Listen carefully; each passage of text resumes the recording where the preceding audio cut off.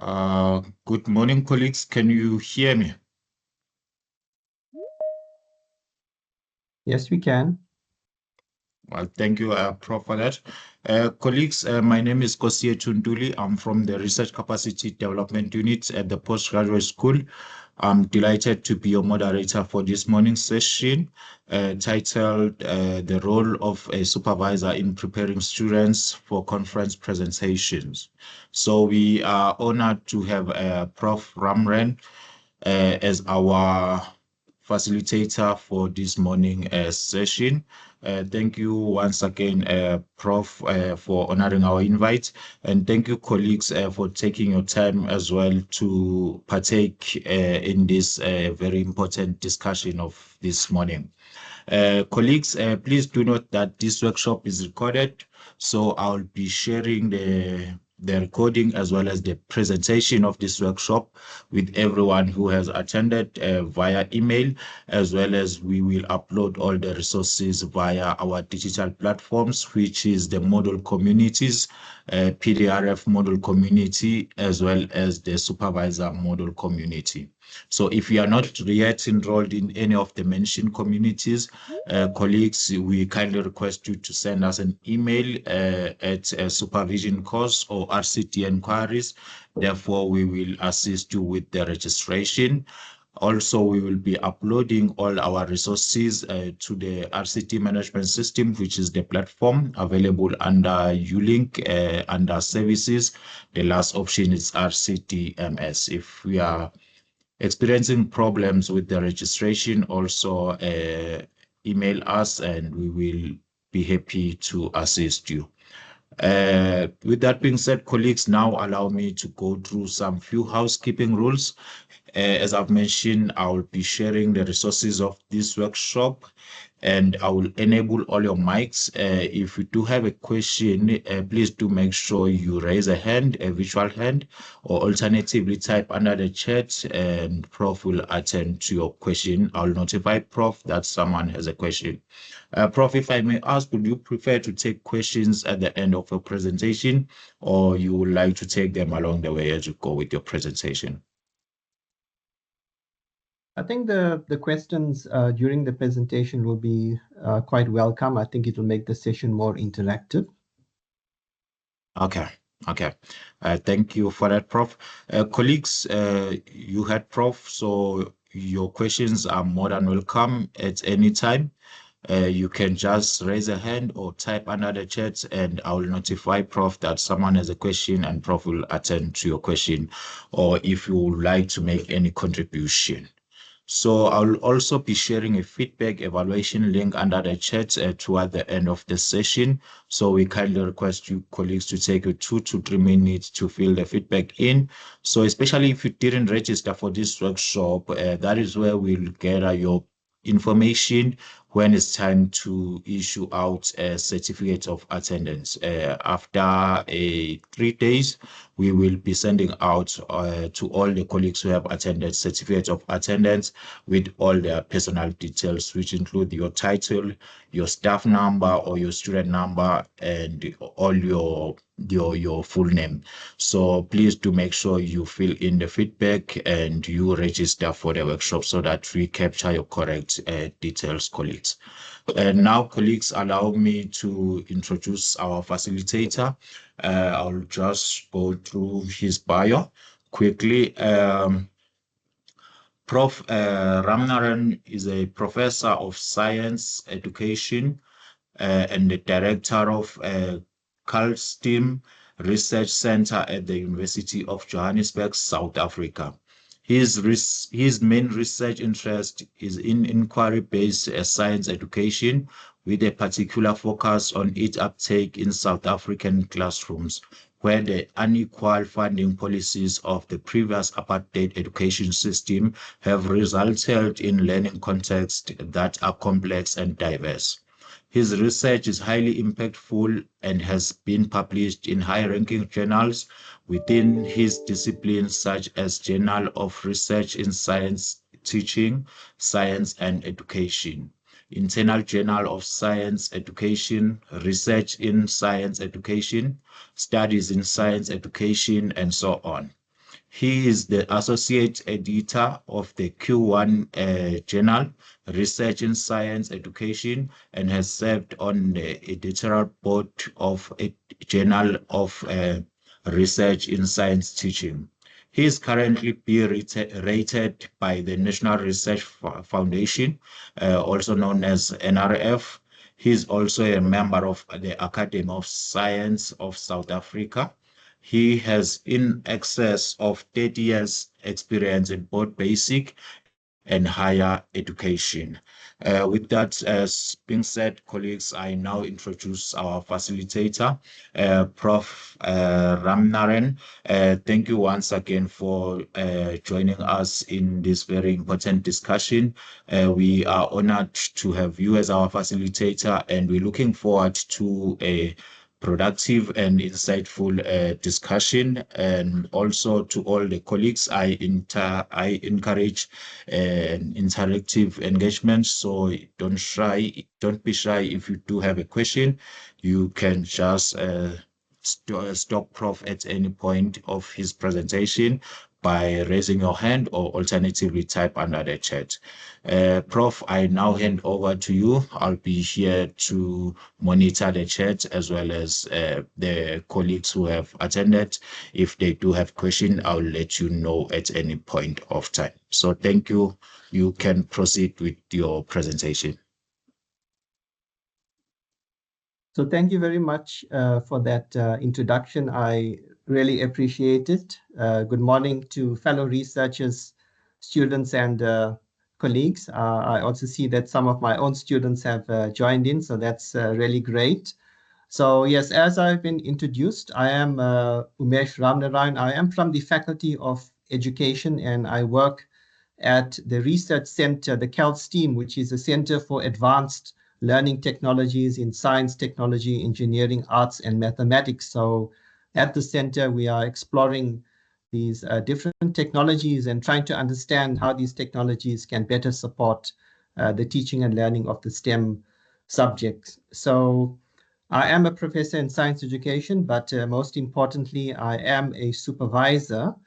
So it is a great pleasure for me to facilitate this workshop on the role of a supervisor in preparing students for conference presentations. So this workshop was requested by the RCD unit. So when the request did come through, I did have to apply my mind a little bit and try to understand what is going to be the focus of this workshop session, because I did find the title to be quite intriguing. But nevertheless, I do have a presentation prepared whereby I will be sharing some of my insights and experiences of, well, firstly, attending the conferences on my own, and also the manner in which I have supported students to attend these conferences. So, attendance is a pivotal moment in any academic's journey, especially for early career researchers and postgraduate students. However, we also know that it can be quite a daunting experience. And I've also had some firsthand experience of this as a scholar, not just as an early career researcher, but also a career researcher who was in the middle stage of my career. So conferences are not always a bed of roses.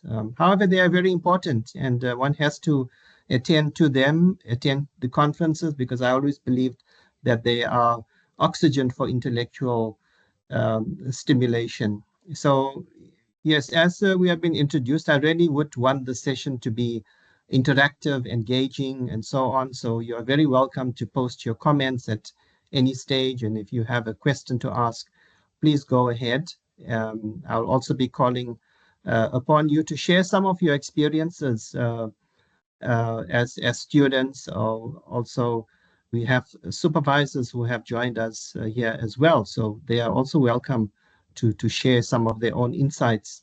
So I do have a few slides to present so that we do have some kind of structure to this engagement. So I'm just going to go ahead with that.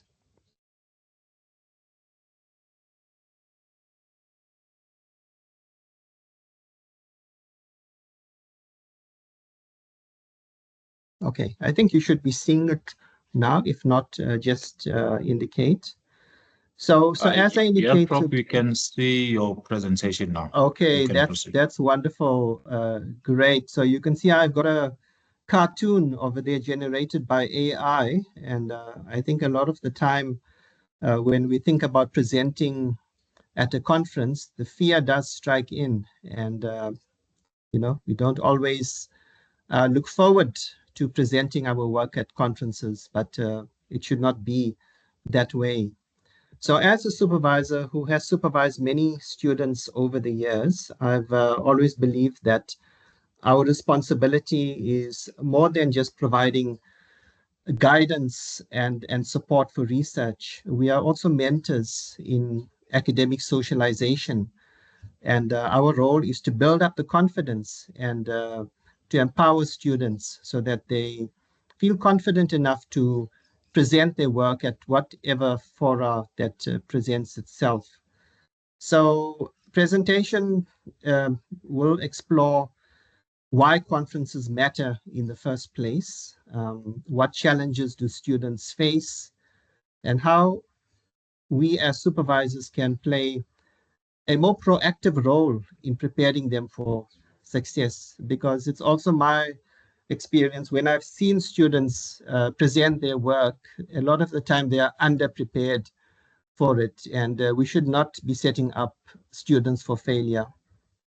So I've always believed that it's a professional responsibility to create opportunities for students to be enculturated into an academic community, and conferences provide an excellent forum for this. So as I said, I have got a few slides, and this will guide the conversation.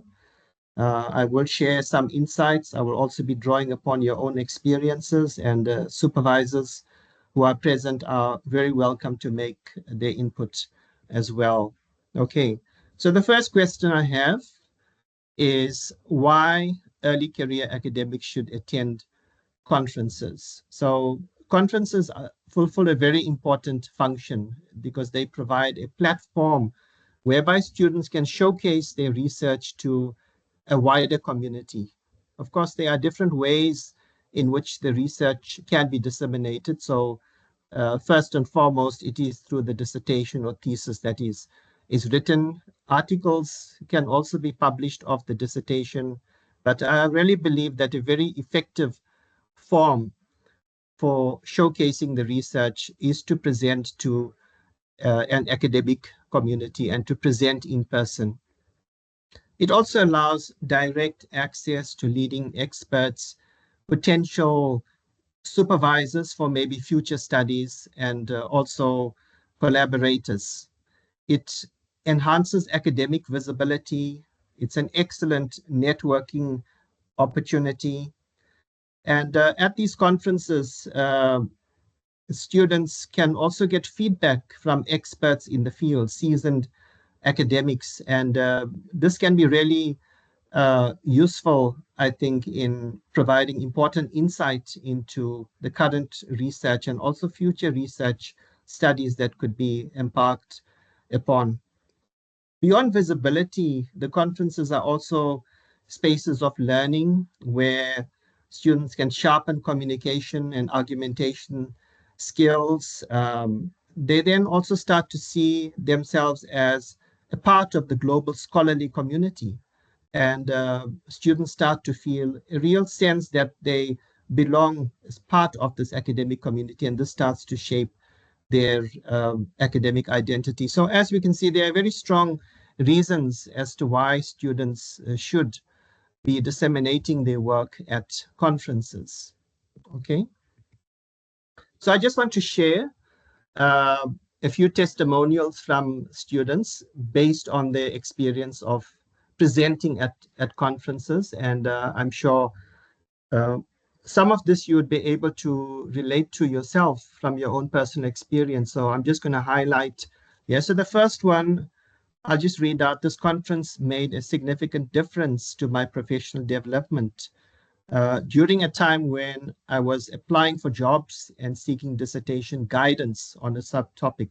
So that's very, very important because at conferences, we do have people who are recruiting for talent. And I've attended many conferences in the United States. And in fact, this is a very deliberate exercise that recruiters from the different universities take advantage of, because they want to know what's the talent out there, because it's a very much a very competitive academic environment, and each university wants to attract the best talent. And sometimes interviews also take place at these conferences. So this is really an excellent opportunity for people to, showcase their ability, their knowledge and expertise, and possibly it could lead to future employment.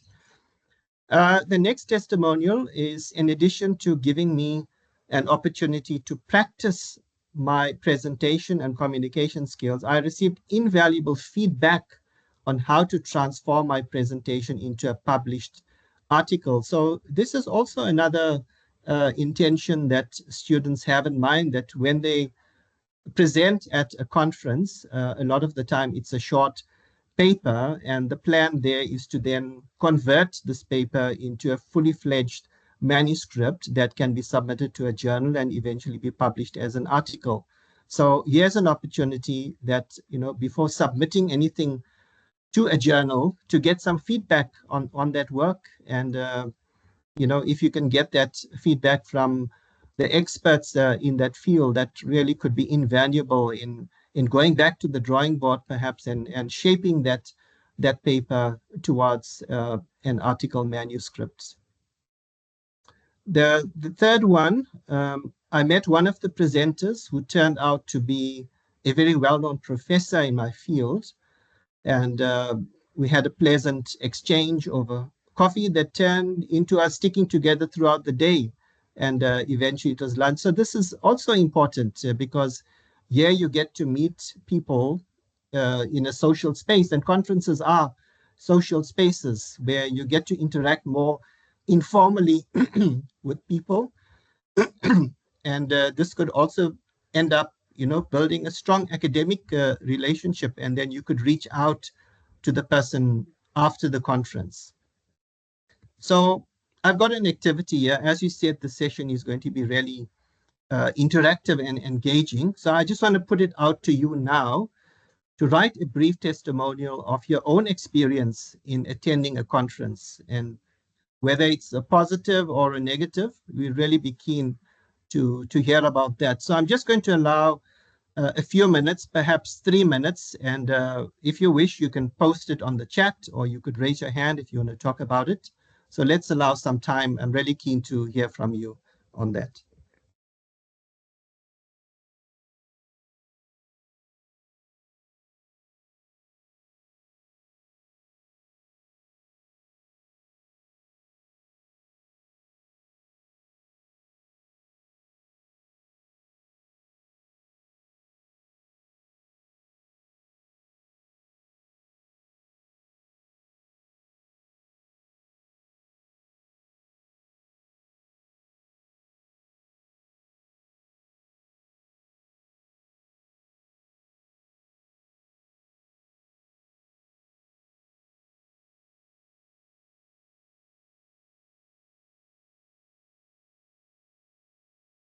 Colleagues, if probably you will prefer to speak out, you can just unmute your mic.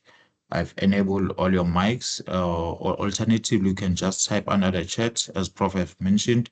So yeah, just make your contribution. If you prefer to speak up, just unmute your mic. No need to raise a hand.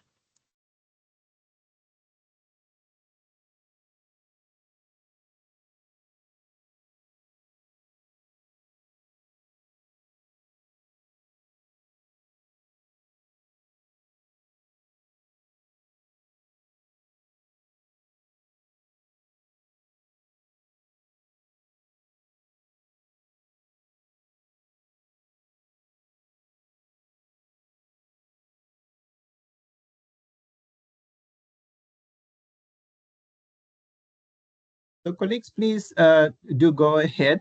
You are not presenting at a conference, so you don't have to feel nervous or intimidated about it. It's really all about sharing our experiences.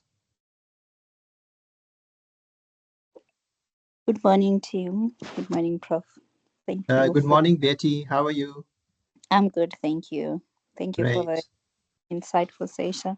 So for me, attending prison conferences has been really a great opportunity to put life to my work beyond just writing and reading on your space in your own space and not talking about it. So when I attended my first presentation, I was like, oh, wow. So at least people can listen to my work. What I'm doing is meaningful. There's life to this kind of work that I'm doing. So it fueled my momentum to do the kind of work that I'm doing beyond just reading and writing. Because if you're sitting in your own corner reading and writing, you sometimes you self-doubt, you lose track of what you're doing. You really don't see the value of the work that you're doing beyond that. But if you stand in front of an audience, you attend a conference, you're engaging with people and you're engaging with senior colleagues, it really gave life to the kind of work that I'm doing. So that has been my experience. Thank you.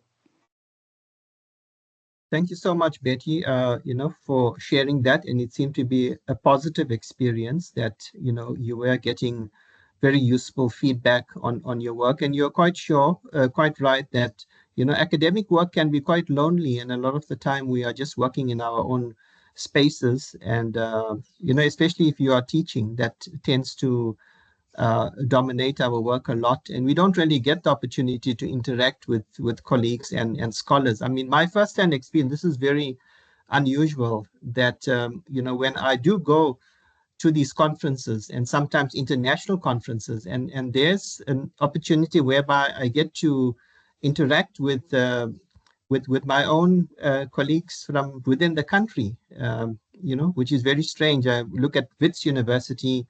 I mean, I know the colleagues, but we tend to meet at conferences and we have discussions at conferences but it would make a whole lot of sense if we could just get together. But we do have busy academic lives. All right, so I'm just checking to see if there's anybody else or if there's anything on the chat there. No? Okay. All right. Maybe I can just ask my own students then. Please forgive me, Lereko and Sichaba. Maybe you would want to share something because I know that you have been regular attendees at our own STEM education conference, which is the SAMSTI conference. Maybe there's something that you would want to share. Yes, Sichaba, please go ahead. Okay, thank you, Prof, and thank you for the insightful presentation. I'm already enjoying it. I normally attend conferences to share my work and see the relevance of what I'm doing with what is being discussed in my field. Normally, I find a conference to be a good space for meeting and discussing my work with potential, or not potential, but the already known scholars in my field. So through conferences, I find a opportunity to collaborate, to network, and also to, in fact, let me say, I got to know about my supervisor, who is from Narain, through the conference, the Samstu conference. So while I was attending a conference, I had an opportunity to listen to his presentation or a workshop that he was facilitating, and I was like, I need to do something around inquiry. So this is the right person for me. And so I want to say the conferences are actually a good space to collaborate, to find supervisors. It's a good space for people to network and receive feedback from experts in the field. Thank you very much. Great. Thank you so much, Sachaba, for sharing on that. And I certainly hope that you chose the right supervisor. Thank you for that note. Thank you very much. Yeah. Is there anybody who want to share perhaps an experience which was not so favorable? Because that will be really interesting to listen to as well. Prof, we have some few comments on the chat. Okay, all right, great. Let me just attend to that. I just want to open the chat here. Sometimes it can be a bit awkward to navigate between the slides and the chat, but now I'm just looking at the chat. So, yeah, Lereko has indicated attending conferences have always been wonderful on my side. The space allows me to introspect, learn new ways of doing research, reflect on my ways of doing research, and to make it count in real practice. Generally, conferences bring a sense of belonging to a community. That's good that you started to feel that, where experiences are shared in a supportive environment. But hey, sometimes it becomes so heated up during Q&A, and this is absolutely true, right? I mean, the purpose of the conference is to try and create opportunities for people to talk about their work. And one would think that it would be an enabling, supportive environment. But sometimes you don't always have that experiences because, the dialogues can end up being interrogations. And, then people start to feel very unsure about themselves. And I think this is very, very unfortunate. I mean, myself, a few times, when I have taken students with me on conferences, and, you also get some sense that, people are trying to, you know, I think probe deeper into one's understanding of issues. But I always feel that the questions and comments can be framed in a different way, in a more supportive manner. And sometimes you don't always get that, which is quite unfortunate. All right. And then we also have Muna Natasha Muna saying, I've had a range of conference experiences, some good, some bad, all leading to further learning. This is the important thing. But I think the most frustrating is when there is poor attendance or engagement with a presentation. I would rather have robust debate than no interest or ambivalence from the audience. Yeah, this is another thing, it often happens when you attend big conferences, and in each of the parallel sessions, there may be like 10 or 12 or even more parallel sessions happening. And then, of course, the delegates would attend the ones that, they're most interested in. And a lot of the time, the leading scholars tend to attract the bigger audience. So if you're an emerging scholar, sometimes you are presenting in a session where you don't get too many attendees. But, this is something that we have to accept. Thank you for that. Okay, so great. We've had excellent testimonials whereby you've shared on your experiences. That is wonderful. Okay, so I just want to get back to the presentation. Okay, just changing my slides. Okay, just let me know if my slide changed. Yes, Prof, we can clearly see your slide and is it presentation mode. Okay, wonderful. Okay, so the next question I have there is why conferences can be intimidating for early career academics. So, well, I've just jotted down 4 points. I'm sure there are other reasons, and some we have shared now. One, presenting research to an audience of experts can be quite overwhelming, and you feel you are not quite up to the mark, that your level of knowledge is not on par with that of experts, right? Of course, it doesn't have to be on par for you to present at a conference, but we do have this feeling. You may have concerns about handling difficult questions. Yes, we've seen that from Noreko when it comes to the Q&A session, because you can be prepared as much as you can be, but you may experience an awkward question, and in the heat of the moment you don't know how to deal with it. So that can be quite distressful experience. And some other things is some of the questions may not also be related to your presentation. This is the other thing, and somehow you feel that you need to come up with a response. You may also have the feeling of you feel intimidated in the space, that you don't really belong in this academic community.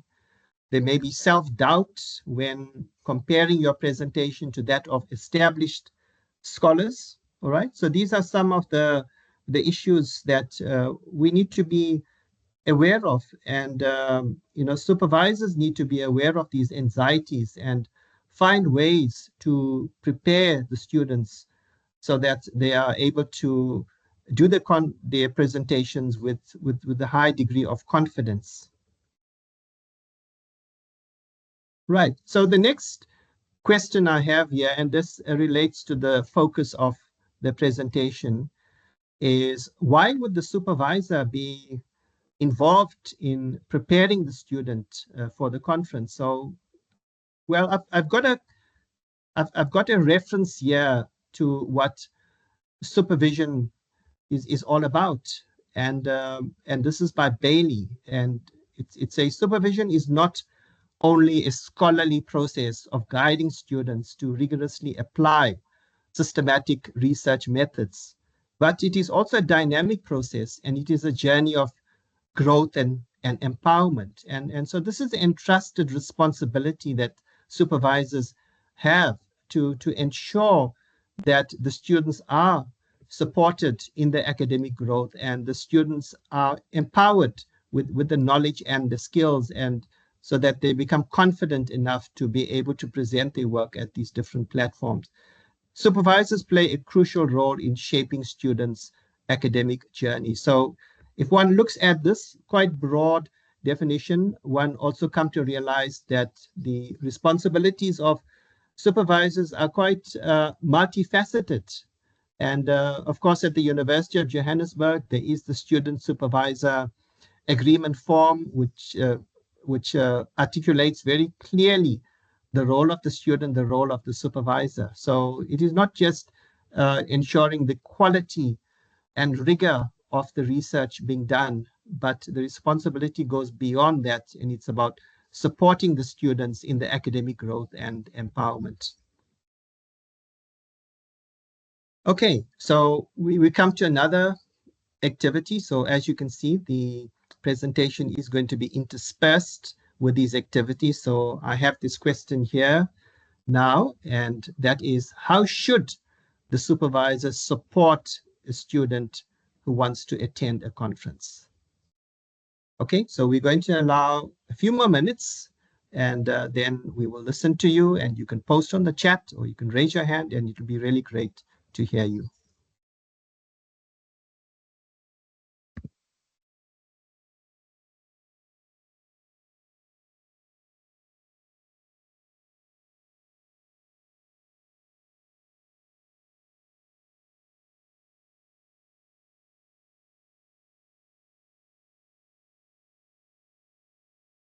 So we're trying to understand firstly, what expectations do you have of your supervisor in preparing you for that conference? This is also directed at supervisors. How do you see your role in supporting students?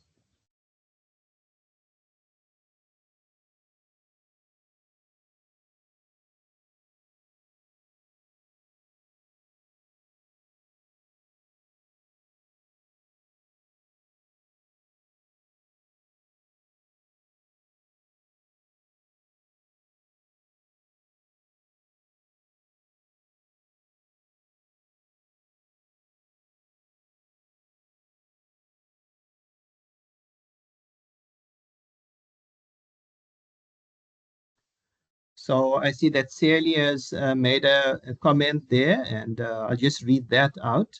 Sometimes supervisors assume that a postgraduate student should know how to prepare presentations, which may not always be the case.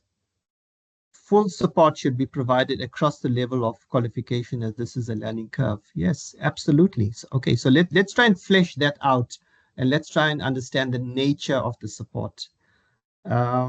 We have got Natasha. Yes, Natasha, go ahead. Hi, thanks. I convene a master's program, and I obviously supervise postgraduate students, and so I think the support needs to start really early. When someone expresses interest in a conference, I think it needs to begin with helping your student think through what aspect of their work are they wanting to share at that conference, and to think strategically about, what benefit they want to gain through sharing that work at the conference, so that even from the point of starting to craft the abstract that will be used to apply to that conference, the supervisor is there helping the student to think strategically about how to make the most out of this opportunity. And then once you've been accepted to present at a conference, I think then the supervisor needs to be available to support the student in developing that presentation. So, for example, I'll often have my students do a mock presentation with me, with some of the other postgrads, so they can get a feel for how to talk through their content, and also an opportunity to get a sense of how an audience might respond to that presentation, so they can make adjustments ahead of the sort of the actual conference presentation. So I think strategies like that in the lead up to preparing for a conference can be very helpful. All right, great. I think that's quite useful. So, it is a whole process that's involved, and it has to start quite early from the stage of, conceptualizing and crafting the paper to the submission of the paper. And when the paper is accepted, how to prepare the student adequately to present at the conference. So we would want to see, from what you are saying, you would want to see the supervisor involved at all of these critical stages, right?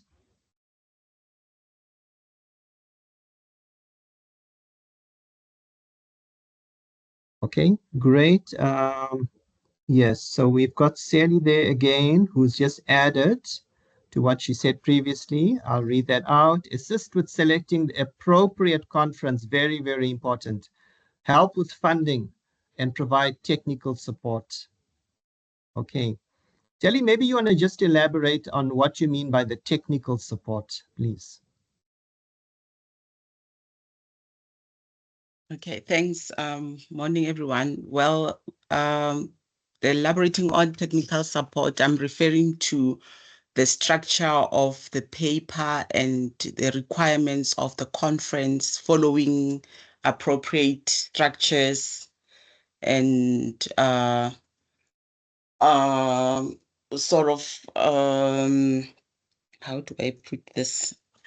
In case a conference needs a specific design, so you need to follow that. Sometimes as a student, one wouldn't know that there's specific structures that needs to be followed, and also knowing the deadlines and what would be required, and also meet to the possibility of getting a published article at the end.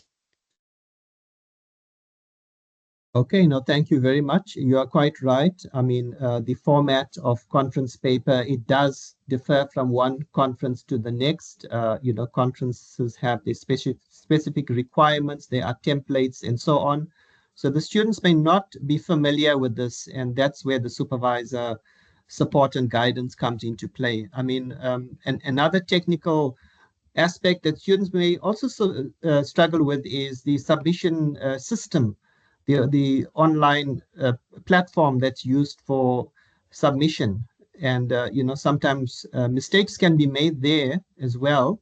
So it would be really great if the supervisor can have some kind of oversight on that as well. Thank you very much for that, Sally. Okay, it's great, really great. People are posting, yes, so I'm just reading out information and very useful posts here. So we have from Garikai, though not implementation yet in our research group, a pre-conference presentation to the group would be quite beneficial. Okay, so that's also a really good suggestion, that supervisors can facilitate a pre-conference if there are a few students who are going to present at that conference. Why not have a dry run and give them the opportunity to present try and simulate conference conditions as much as possible. Make sure that they present the paper within the allocated time limit, and also give feedback on their presentation. So this is a good opportunity to practice and to build up competency and confidence in the presentation. We have then also got from Lereko, for me as a student, I think my supervisor is the one to ask me critical questions on what I will be sharing at a conference, and also probe on possible questions the audience may have. And then when the line of presentation has been agreed upon, the supervisor can advise on how to arrange essential elements to avoid obvious technical slip ups. So that's important. So, try to project or forecast what could be possible questions that could be asked on this topic. So I think that's where the supervisor can come in and play the devil's advocate and ask these awkward questions within the safe environment so that the student is adequately prepped for it. As a supervisor, okay, we have Tracy speaking from the perspective of a supervisor. As a supervisor, I didn't see the point in supporting my students to prepare the presentations, as I assumed they knew best how to present the work. However, I've noticed that most students struggle to engage with their audience, so it's crucial to consider what to share and how to work on it with the feedback they receive, as some input can be confusing to students. If funds are available, the supervisor should also contribute towards the conference costs. Okay, thank you very much for that, Tracy. So yeah, that's going to be another issue about the funding to attend the conference, because we know that our own currency, the rand, doesn't fare favorably against international currencies like the US dollar and euro and so on. So conferences can be incredibly expensive to attend, and most students are not in a position to self-fund themselves to attend conference, and that's where the supervisor can come in with that financial support. Thank you very much for that, Tracy. Okay, we have Muna saying, or Natasha, sorry about that. Also, although it may be an expense, I think it's great for students to be able to just attend a conference before they present, so they get a feel for the format, context, and culture of the conference space. That's, I think, is very, it's a good suggestion, rather than throwing in the student into the deep end to present the paper. Give the student an opportunity to just be an attendee or a delegate at the conference, so that the student gets a feel for the conference. Thank you for that. Okay, so thank you so much. These are really great contributions which are coming through. Okay, so I'm just going to get back to the presentation.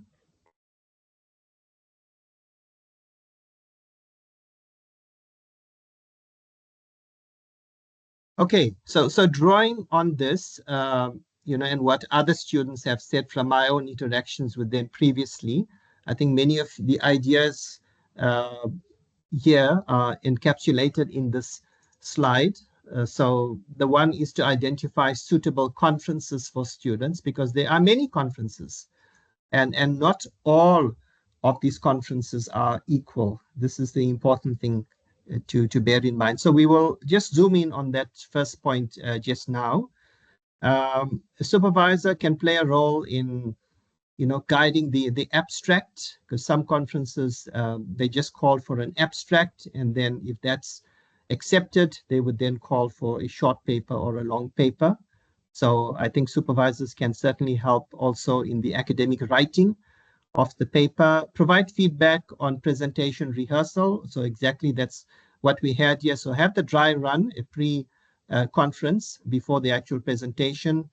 Mentor students in effective communication strategies. So I have also found this from my own experience of observing students at conferences, that, as much as the content of what they are presenting is sound, but the manner in which they present is not engaging with the audience. So I think those communication skills certainly is something that need to be developed.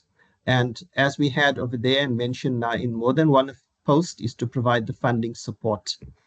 Okay, so I want to just get and for us to talk about, choosing the right conferences. So there are many conferences, and as academics, we get all sorts of emails coming through. I mean, I would say myself, I get approximately 5 invitations to attend conferences, right? So one has to then make a judgment what conference to attend. Well, I think the first thing is that you need to identify a conference within your own discipline, if you can, right? I know sometimes our disciplines are quite narrowly focused, and one may not get a discipline within your own, one may not get a conference within your own discipline. So the conference has to be relevant as much as possible. It should be within the own scope of your research. The conference should ideally be a well-established conference, right? Which has been attended by people regularly. The conference should have a good reputation. It should be a well-known conference. Again, I come to a conference that I've regularly attended. It's a Southern African conference. It's the SARMSTI conference, which is in science, technology, in engineering, and mathematics. And so this is an annual conference. And in fact, UJ is going to be hosting this conference next year. So that's a conference I attend. I know the people who attend the conference. It's an opportunity for me to meet with them and to have good academic conversations with them. The conference should present an opportunity for publication, right? So most conferences of note, most reputable conference, they do have conference proceedings. So your paper could be presented in that conference proceeding, and it could have an ISBN number. So that would count as a research output for you, okay?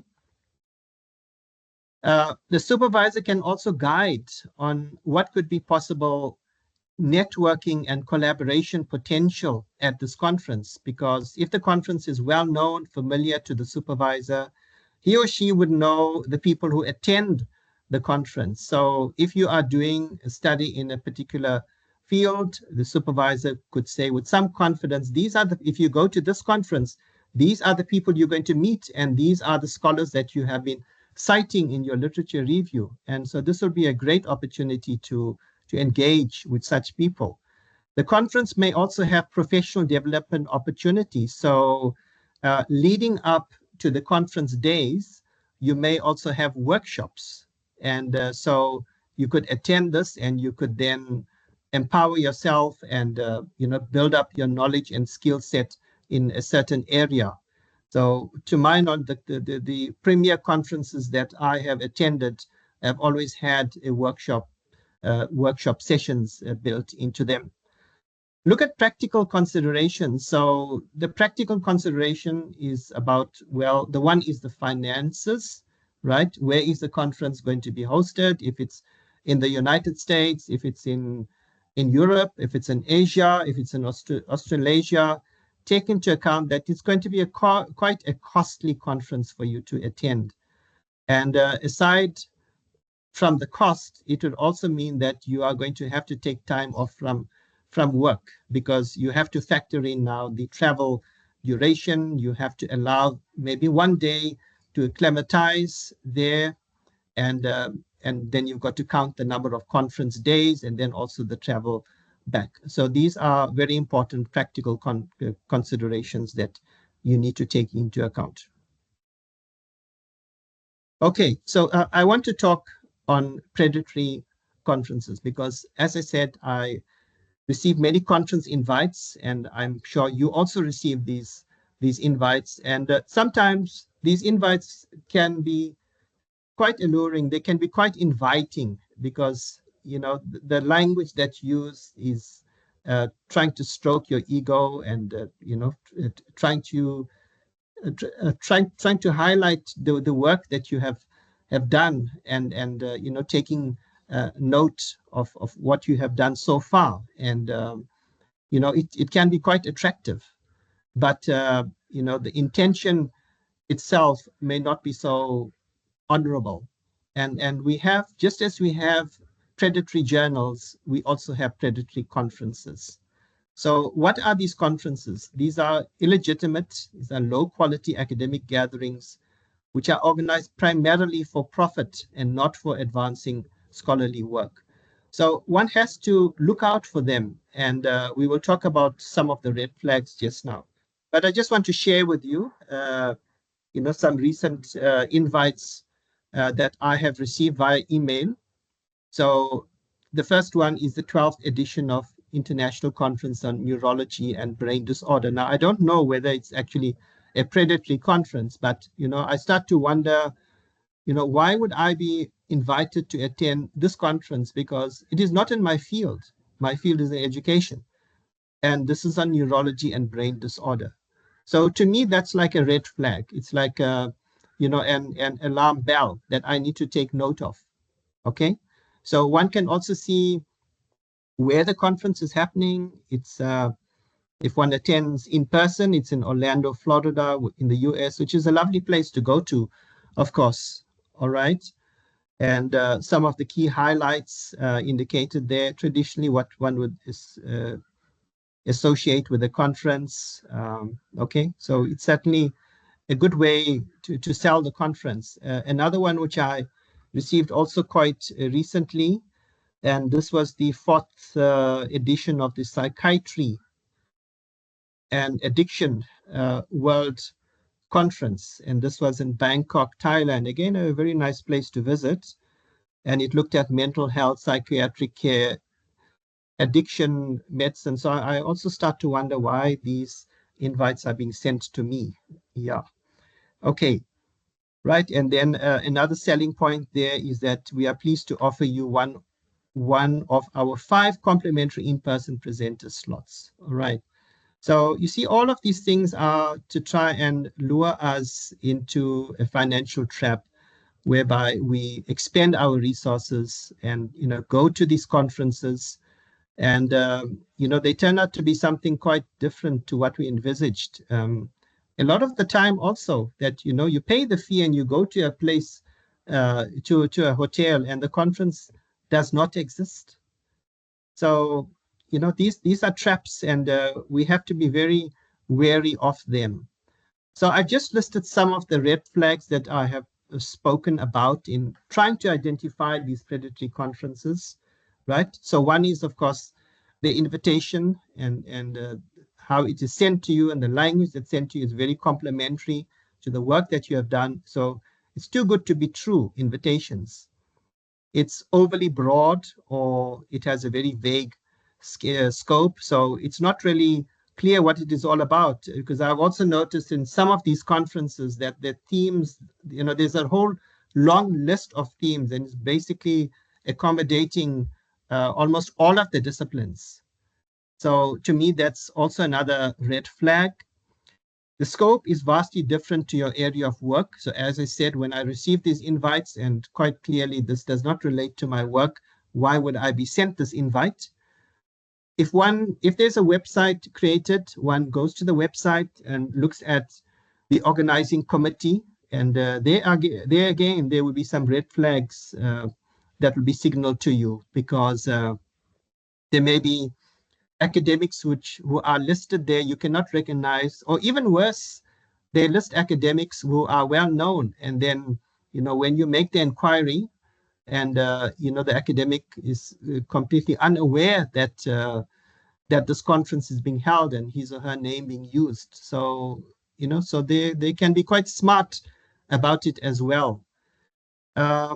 They may promise publications. The publishers may be not recognizable. They may be dubious publishers. They may also promise proceedings, and the proceedings itself may not be recognizable to you. You may not be able to identify the publisher of the proceedings. And then the other issue, which I always, it always strikes me, is about the venues that are used, because a lot of the time these are lovely places to go to for holidays and exotic destinations and so on. Of course, legitimate conferences can also be held at these venues. So I really think one needs to be wary about these red flags and not to fall into a trap. Okay, so I come back to the next role of the supervisor. So most definitely with regard to the paper that's going to be presented, Of course, legitimate conferences, they do follow a rubric. They may have certain criteria that they are using in order to evaluate the paper. And one of them that is quite basic across the different disciplines is the clarity of the paper and the academic rigor of it. So supervisors should provide guidance on research clarity. Is the paper structured logically? Is it based on evidence? Does it demonstrate sufficient argumentation? The supervisor could also advise on the visual aids which are used in the paper, or maybe the visual aids which are used in the PowerPoint presentation. Are the slides sufficiently effective to engage with the audience? So the supervisor could play an important role in the preparation of the paper that would be presented, and also the presentation of the slides at this conference. The other area that we spoke on already is about presentation guidance. So coaching on public speaking and confidence. So yes, we readily acknowledge that the supervisor may not be an expert coach in public speaking, but the supervisor can give good advice based on his or her experience on how the presentation can be delivered and the style of delivery. Training and handling audience questions. So here again, we came across that again. So supervisor may be playing the devil's advocate and asking very awkward questions before the conference. All right. So it's more useful to have these questions before and to be prepped on possible questions that could be asked. Encouraging rehearsal, time management, we've spoken about. Building resilience to constructive critique. And this is the important thing, because our students also need to be resilient and they should not be intimidated. So we should create environments where there is critique of the student work happening so that the student is not caught unawares when presenting at a conference. Okay, so student conferences is something that I also advocate very, very strongly, because this can be an important stepping stone to presenting at a main conference. And I will also share with you some experience of myself organizing such conferences. So these conferences provide a safe environment for practice. They help to reduce anxiety, foster a sense of community, and most importantly is that the students also learn from each other's work and that they are able to receive formative feedback. And with that, they are able to enter the main conference with more confidence and the presentation is more polished. So here's an example of a conference that myself and a few colleagues started a few years ago, in fact, 2022. So my colleagues at UJ within science education, and also a few colleagues at two other universities, Rhodes University and University of KwaZulu-Natal, we recognized the need that we needed to create this safe, enabling, supportive space for our own students to present their work. So this then gave root to a student science education conference, which is the PACER conference. So it's Pan-African Science Education Research. So we wanted to be Pan-African because we also wanted to invite presentations from students in other countries on the African continent. So we were quite amazed the response we actually got. And so the first conference in 2022 was hosted at the University of Johannesburg. And so we had it an online platform, and we set aside a day. And we had in excess of 20 students at the master's and doctoral level presenting the work. And then the following year, the conference was hosted by Rhodes University. And then last year, the conference was hosted by University of KwaZulu-Natal. And then this year, it came back to UJ. So this is an excellent forum. The students really got to know each other. They felt that they were within this community of practice. And, you know, we tried to organize the conference along very similar lines to the conference that they would attend. So we had proceedings in place. The students would be asked to submit a paper. They would need to follow a certain format there, as we see there, the abstract, introduction, literature review, and so on.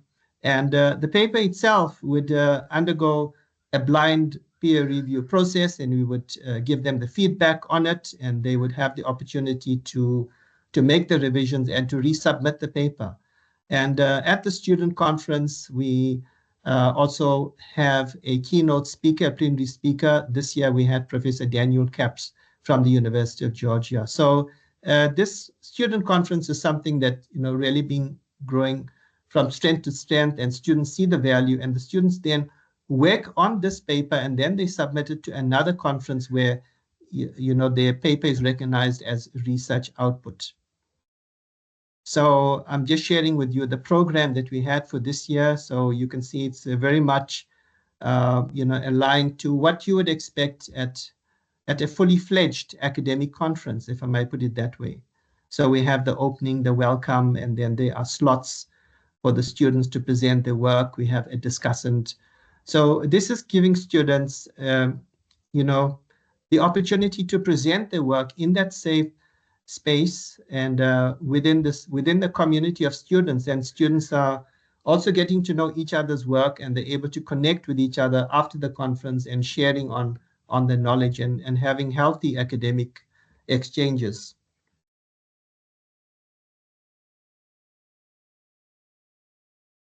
So in this slide, a few things to be aware of when attending the conference. So as we've indicated already, preparation is very, very important for the conference. Do not set yourself up for failure. I would say the important work is going to happen prior to the conference.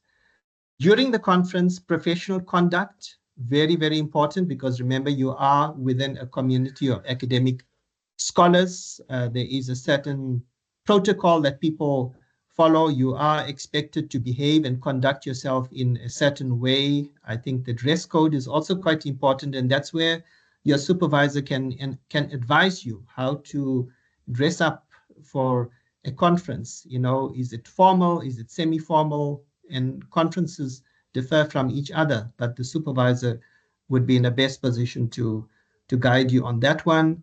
Networking awareness, right? So before the conference, there is the conference program that's released. You would know about the list of plenary keynote speakers, and these may be people that you would want to meet at the conference because they could be network opportunities. So something that I have always done over the years, and I think more especially when I was an emerging and mid-career researcher, is that I would always contact people I want to meet at the conference before the conference. So I would send them, an email. I would introduce myself and indicate the work I'm doing, research projects I'm involved in, and then I would try and make a connection with what they were doing, and and then inquire as to if it's possible that we could meet maybe over a tea break or lunch, and just talk about collaboration. And from my own experience, I've always received a positive response to those emails, because people also appreciate that, that they want that there is somebody from maybe another part of the world who recognizes the importance of their work, and they are quite prepared to find the time to meet and to interact with you.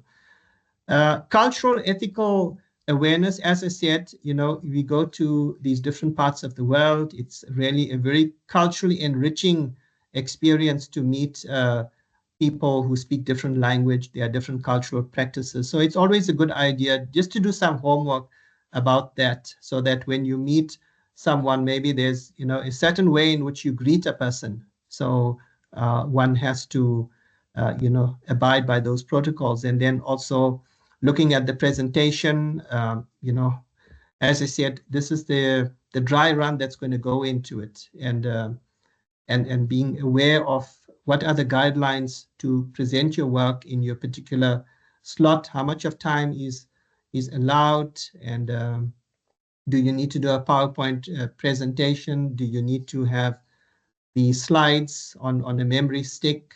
Are you going to use your own laptop, or is a laptop going to be made available to you at the conference venue? So, do your homework before you go to the conference. Okay, so I now want to talk about how to approach academics, more especially senior academics at conferences. So as I said, this is really an excellent opportunity for you to network. Okay, so firstly, do your homework on the scholar. Be aware of the work the scholar is doing. I've also come across this where I have seen students or emerging researchers, they approach a senior academic, and yes, it's an excellent meet and greet, but they don't take it to the next step. It doesn't escalate to an academic engagement. So, for you to have those fruitful and productive conversations, it is very important for you to know the work that senior academic is doing, so that you are able to connect with it. Choosing the right moment, conferences can be pretty busy places, the huge conferences, you have many, many delegates there, and it can be quite a busy conference. The program can be quite congested. So where do you find the right moment to engage with the person? So a lot of the time it's over lunch or over tea break. But, as I advise, try and reach out to the person beforehand, so that you can set aside some time, dedicated time, to have these conversations. Always start with a polite introduction, right? When you're talking, ask engaging questions, be quite concise. I think as much as we would want to talk about ourselves, but when I meet a senior academic, I also want to talk about that person's work. I want to learn from that person's work. Respect the time as well, right? Because that person may have other engagements during the conference. And I think very, very importantly is what happens after the conference. We all sometimes don't often take note that the real value is actually the conversations which happen past the conference. So if you've met somebody and you've started a conversation, and there could be possible ideas, then follow up professionally with the person thereafter, so that there is continuity. Okay, I'm just going to stop here just to check if we have got any questions up there, because I was just on my slides. So I'm just doing a quick check on this. Right, so, okay, it's just the feedback. All right, so I'm just going to carry on, but please, yes. There is a question from Tracy. He asked regarding conferences that claim they publish your presentation, what should I do if the selected journals are not DH accredited journals and have provided funding for your conference? Okay, regarding conferences that claim they will publish your presentation, what should I do if the selected journals are not DHET journals and have provided funding for the conference? So, okay, this is coming from Tracy. Tracy, maybe you want to just explain to us what you are asking over there. I kind of get an idea, but maybe just explain your question, and so we all understand it. Hey, thank you so much. Good morning, everyone. So you spoke about conferences, how you can publish your paper after conferences. So the question now is, there are some conferences in some calls where they say you submit an article, and then if it's accepted, you come for the conference, and then we can then publish your paper through different journals. So my question is, what if some of these journals that they want to publish your work are not DHET accredited? How do I then deal with such dynamics? Because they funded my trip to attend a conference, they've probably reviewed my paper, and it's only at the last stage that they say, no, we will be using this journal to publish your paper, and yet it's not DHET accredited. And also at the same time, I would want to earn my units at the university. How do I balance the two way? I need to submit something with the funders that have funded me for a conference. At the same time, I also need to have my I also need to submit something to the university as part of my deliverables for the year. What then should I do? Yes. No, thank you Yeah. very much for that, Tracy. So this is a very, very good question, right? Because at some of the conferences, they don't necessarily have a conference proceedings with the ISBN number, right? So then what they do is that they put forward that, if your paper is accepted, then your paper could be selected for a journal, and then they would list the journal.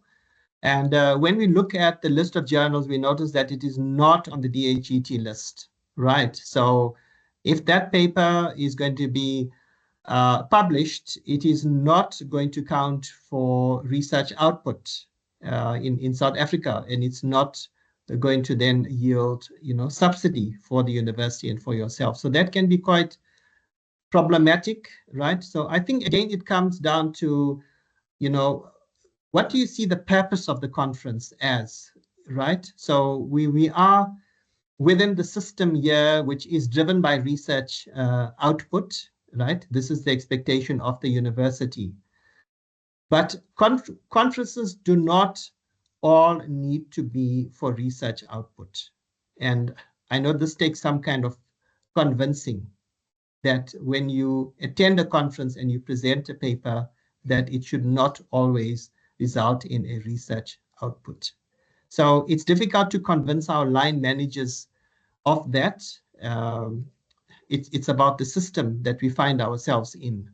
So I would say, you have to be very circumspect. Do your homework beforehand. If the journal is not DHET listed, and if you are attending the conference and the expectation is that it should yield research output, then maybe think twice about attending that conference, right? If that is the expectation, if that is the condition for which you are being funded to attend that conference.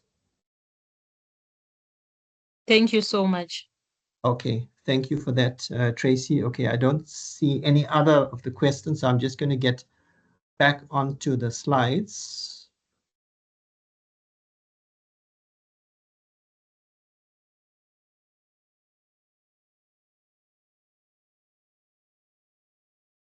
So the next question I have here, and I am providing some answers to my own questions as well, but you can also come up with some answers, is I asked the question, how is a conference paper different from an article? Right. So generally at a conference, one would present work which is in progress. Okay, so it would not necessarily be that at a conference you are going to be presenting work on a completed dissertation or a completed thesis. It may be work that you have done partially and you feel that you do have something that is noteworthy to report, or maybe you have got preliminary findings that you would want to share with your peers at a conference. So that could make for a good conference paper. The other difference is that when you are presenting at a conference, and here again, I make the assumption that at conferences, we should have environment which is, enabling, supportive environment. So when you present, you will get feedback, you will get constructive feedback. So the feedback that you will get will not be judgmental feedback, because when you submit to a journal, a decision has to be made. And so sometimes the feedback is judgmental. But at a conference, it is a constructive, formative feedback that you get. You get the opportunity also to maybe have discussions with people and to have networking opportunities based on the paper that you're going to present. Conference papers are also generally, they would be shorter than an article manuscript, usually 4 to 8 pages. You would not give as much detail in it as you would in an article, because of course you are presenting your paper in person. So there's an opportunity, if people ask you further to it, you are able to share more detail. The focus is on a main idea, method and the key results that you have. So again, it comes down to the scope of it. At a conference, there are proceedings, so your paper could be published in a proceeding, so that will count as a research output. So we know at UJ that a conference paper, if it's properly peer reviewed, it would count 0.5 units. It may be sometimes indexed, sometimes it may be not. So this is something that you need to look out for as well. It's a good forum for testing ideas, preliminary ideas, and improving them before journal submission. So it could be that the conference paper, if you work upon it further based on the feedback you get, may actually translate into a journal submission. But at the same time, I want us to be also quite guarded against double dipping, right? Making sure that the article itself is not a replication of the conference paper, because that is something which can be quite problematic. And I think that is where the supervisor can come in and offer the necessary guidance and support. Okay. All right. So let's come to this activity. I think this is the final activity, and something which may have also struck home already.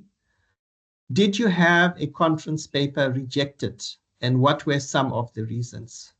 So again, I'm going to allow a few minutes for that. So please reflect on your experience and please do share with us.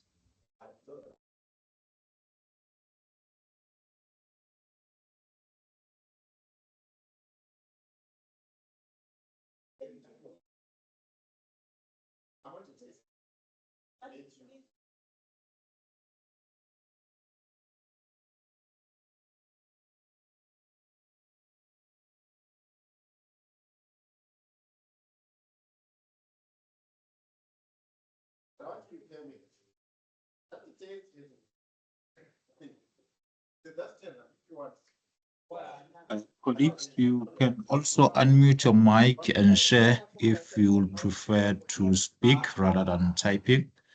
So alternatively, you can share your experience under the chat or under Q&A. Thank you.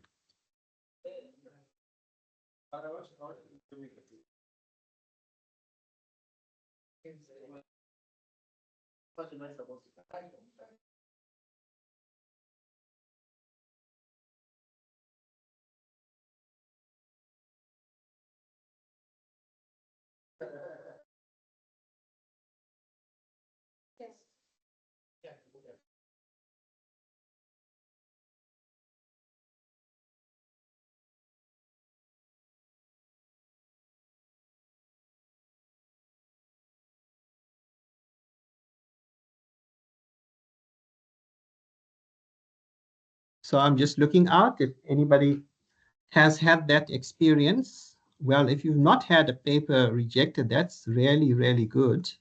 But myself, I have had conference papers rejected. So I've had some experience. So I thought people would also have experience of that. Or it may be so that it was such a blow to you that you don't want to talk about it.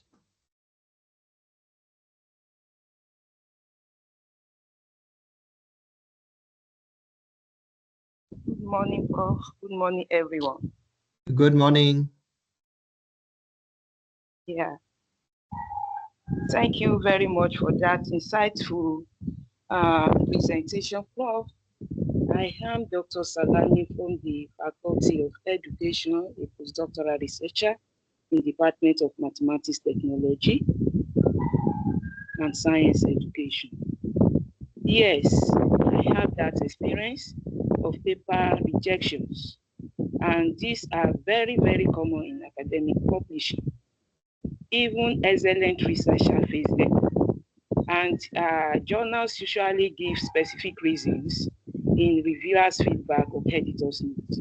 And some of the common reasons include scope and fit issues. if the paper does not align with the journal focus or thematic scope. So this is one of the reasons for paper rejection. And the quality of research design. If the quality of research design is weak, and if it is inappropriate, if there is inappropriate methodology, or small or unrepresentative sample size, or if there is a lack of rigor in analysis or interpretation. And again, one of the reasons for rejection is the originality and the contribution of the work.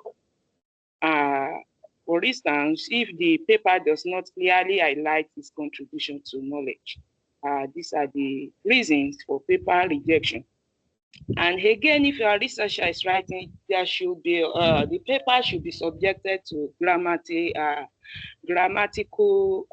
this thing. If the paper does not have, if it has poor clarity or grammar or organization, if the literature is incomplete, and especially if there are some important missing of references, this can lead to rejection of an article.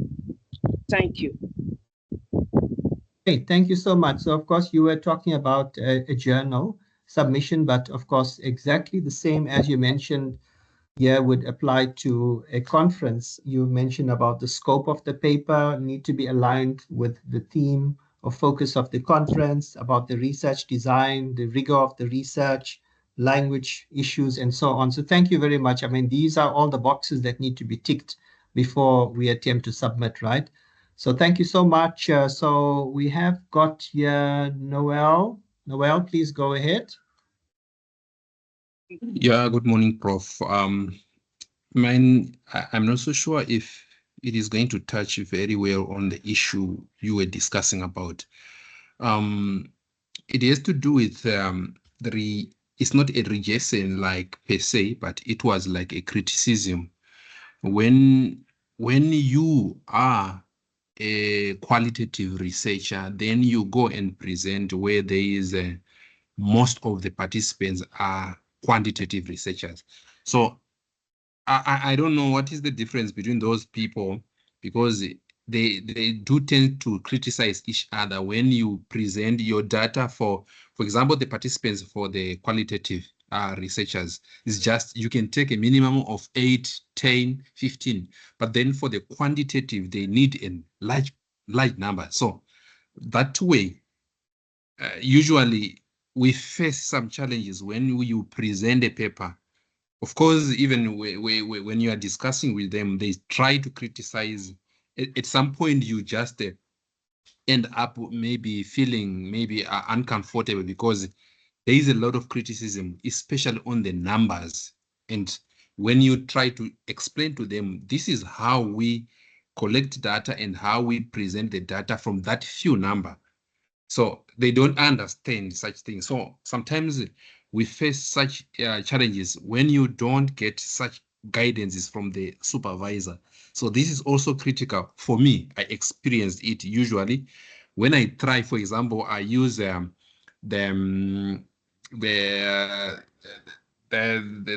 photo voices. They would ask you, what is that? And how do you explain to say people are just showing these things? And you are saying, you are concluding from that, such criticism happens when you don't have the knowledge or the understanding or the explanation or advice from the supervisor on how you should carry out, how you should present, or you should defend yourself on that approach you would have used. That is my experience also, which I came across. Thank you, Prof. Thank you so much, Noel, for sharing that. So, I mean, what I pick up from this is about, academic rigor being questioned. And a possible reason for it is there may be an issue about design bias, right? People may have a preference for a particular school of research design, either a qualitative or a quantitative. And we often see this. And, sometimes it is very palpable when you do receive a review. we can actually pick up on the bias, or we could also pick up that the reviewer is not quite au fait or quite informed about a certain research design, and the reviewer may have a preference for either a qualitative or a quantitative design. So sometimes these things are quite difficult to control for. But thank you very much for sharing that. So I'm just checking to see if there are any other hands. I'm just going to the chat. Right, we have Sachaba saying, in one conference, my short paper was not rejected, but downgraded to a poster. The reason was that the sample was too small. Okay, thank you for sharing that. Yes, some conferences, they will give you the option if you submit, let's say, a long paper. It will not be accepted as a long paper, but they would advise that you now rework it as a short paper, or as Sachaba indicated, he submitted a short paper, and that was not it was not rejected, but they downgraded it, or they advised you to submit it as a poster. Okay. Then we have got Natasha. I've had an application to facilitate a conference workshop rejected. I'm confident that my application was comprehensive and rigorous. They didn't send any negative feedback, but I don't think the focus of the workshop appealed to the selection committee, despite being relevant to the conference delegate. Yes, you can have it there again. That's maybe a bit of a bias which is coming in to it, and it's in the hands of the selection committee. They are the key decision makers, and they may not have appreciated the importance of what you were proposing. All right, wonderful. Thank you for that. So I'm just going to get to my slide. We are very close to the end. Okay, so that was a question. So I have got some reasons, and they've pretty much been covered already from your input. So one is the paper not aligning with the conference theme. So this is very, very important as well. And sometimes we look at the conference area and not necessarily the conference theme. I think we really need to study and understand what's the conference theme, and then try to align the paper with the theme of the conference, because this may also be one of the criteria that is set down when the reviewers look at your paper. Or the feedback may indicate that what you're presenting would be of limited interest to the intended audience, right? So that sometimes it's a bit peculiar statement for us to also understand why would it be of limited interest. But these could be, some of the possible comments that made. It lacks originality or novelty, right? So it's not breaking new ground. There's no contribution towards knowledge, theory. It doesn't have implications of practice, policy, right? So these are typically comments that would be made in that regard. The research design is weak, okay? So as we indicated already, it may not be rigorous enough, or it may be an inappropriate design to the question that you are investigating. Sample size, commented on already, it's not a significant sample size, so it may be not suitable for a fully fledged long paper, so maybe present this as a poster.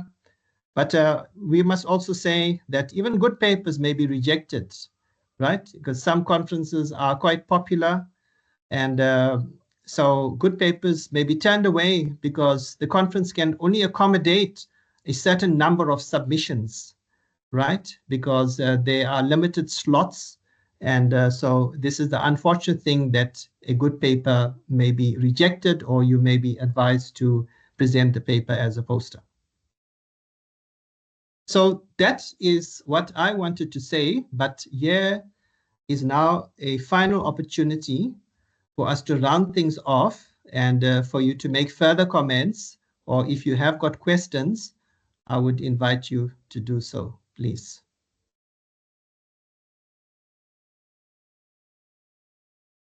Well, thank you so much, Prof. That was a very insightful presentation. I hope the colleagues have learned something from this morning presentation. So colleagues, if you do have a question, you can just unmute your mic, or if you want to make any contribution, probably want to share your own experiences, just unmute your mic, or also type under the chat and Prof will attend to your queries. I see there is a hand from Rabani. You can unmute your mic and go ahead. Yes, good morning and thank you for this presentation. And I have a question. It's not directly related with presentation, but I think some students, they will get some insightful discussion after this, maybe from the members of this presentation or maybe from the ones who are attending this one. Some learners, some students, they are quietly unaware about these conferences and seminars and those things. So what about those? I'm not saying they don't want to participate. I'm not saying they don't want to do that. Some of them, they want to do that, but they are unaware. There is no one who is going to give them that information that you can do it. And sometimes there are some students and some researchers, like I will say, like honors or PhD or masters, they are not aware. But if you tell them or you give them little bit motivation and you say that you can do it, a little bit directions, like, because they are not aware. So I think that's also very important. The ones who want to do this presentation is basically is for them who wants to do it. But the one who are not aware and the one like who needs little bit motivation, do you suggest something for them as well? Or maybe, like, I am a postdoc researcher now, so I will be a lecturer in coming years. So do you want to suggest me, like, I think I need to motivate my learners, I need to motivate them, I need to give them information, and let's see like who wants to contribute, and let's see who wants little bit motivation, little bit direction, and then they will be able to do it. So that's what I was thinking, like we need to include everyone in this, so they must be aware like what are these conferences, seminars, and those things. So thank you very much for that, Femida. Yes, so I mean, we've been talking about how supervisors can support students to present at conferences, but it is also quite true that, you know, supervisors don't do enough to create awareness of these conferences, that these are good platforms that that students can use to disseminate their work. So I really think it is the responsibility of the supervisors. So as you said, you know, supervisors do more than just supervise the research. They have to unlock opportunities for students so that students can be enculturated into academia, and that students feel a sense of belonging, that they are part of this academic community. So, I mean, it is very unfortunate, you know, if the supervisors are not doing this. I would certainly encourage supervisors to do that, because students may not be in a position, as I said, to identify conferences that they should be attending or conferences at which they should be presenting their work. So I would most definitely ask that supervisors do this, and students also, when they interact with each other, to talk about the conferences that you know, that are available. And I think also students, you know, need to be encouraged to approach supervisors and ask for guidance and support to attend the conferences. I mean, we know about the financial situation as well, that, you know, full-time students, they don't have other employment. They are not deriving an income. And it may be so that the supervisor does have some funds available and could maybe sponsor the students to attend the conference. I mean, what I like is, you know, when the students actually accompany me to the conferences. So, you know, while I'm there, I can also guide them, and in terms of the protocols that need to be followed and sessions that they could attend. So thank you very much for that remark, Femida.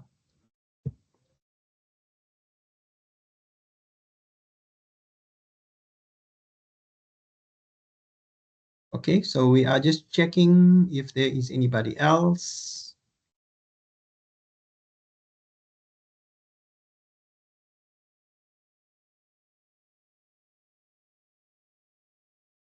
Dr. Salam, you can go ahead.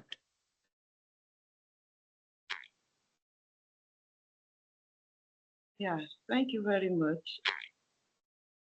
Thank you for teaching us the role of a supervisor in preparing students for conference presentation. I've really learned a lot, because a strong supervisor support can make the difference between a will and the excellent presentation. So I'm just having one question for Prof. I want to ask that how can supervisors balance providing direction with allowing students to develop independence in preparing their presentations? Thank you, Prof. So that again is a very good question about having this balance, right? To ensure that the student maintains the ownership of the work. This is very, very important. I always tell my students when I supervise, you need to take ownership of your own research study. So exactly the same principle is going to apply now when it comes to the conference paper. So, some arrangement need to be made. Most definitely the student has to work on the first draft of the paper. Same applies when you're submitting an article to a journal. Work on the first draft of the paper. It must be a completed draft, abide by all the technical requirements laid down by the conference, and then I would look at that and I would make input because based on my knowledge and experience of conferences, I know what's presented at the conference. So in that way, I'm able to guide the student. I most definitely do not want to take over the student's work. That is actually quite disempowering to the students, right? So yes, indeed, it can be a bit of a fine line, but the student need to understand that at this conference, you are the one who's going to present. I'm not going to be presenting on your behalf. So I think that need to be clearly communicated with the student. Thank you. I hope that helps.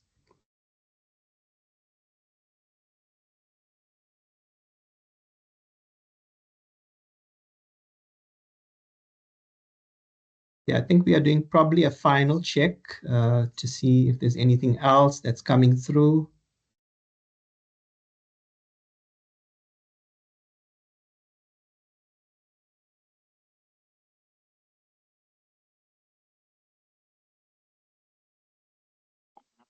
Hi, Prof. Hi.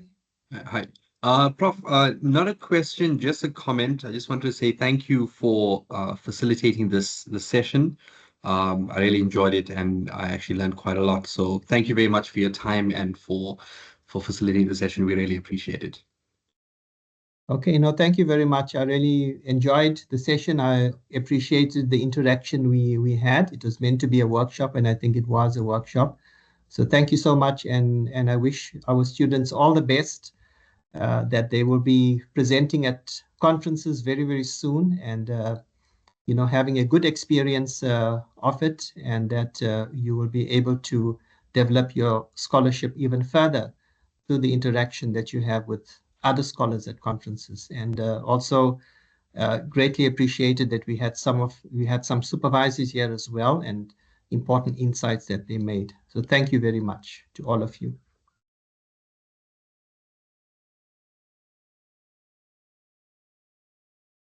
Well, thank you very much, colleagues, for your attendance once again.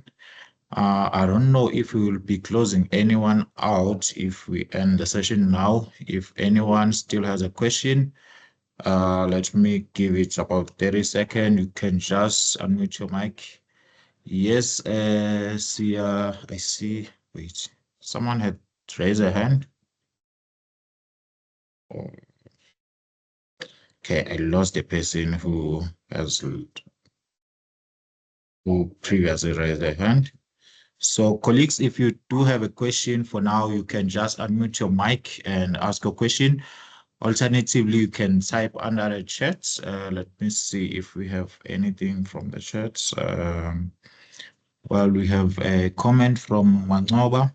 Very insightful indeed. I have gained much knowledge in preparation for my upcoming conference. Thank you, Prof, and the organizers. Thank you for that comment. From Sitobile, thank you very much for a very informative, detailed presentation. So those were the comment to Prof. Thank you once again, Prof. On behalf of the unit, we really appreciate your time and your expertise. We do hope and believe that the colleagues have learned something that they can take out from this workshop and share with their students and share with other colleagues as well who didn't attend this workshop.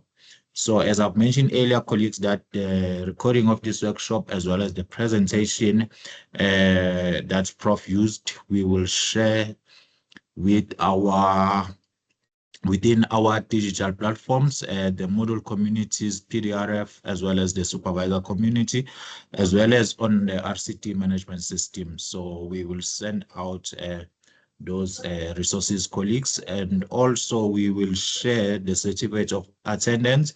Colleagues, you can give us up until by next week, guaranteed that we will send out certificate of attendance for this kind of workshop.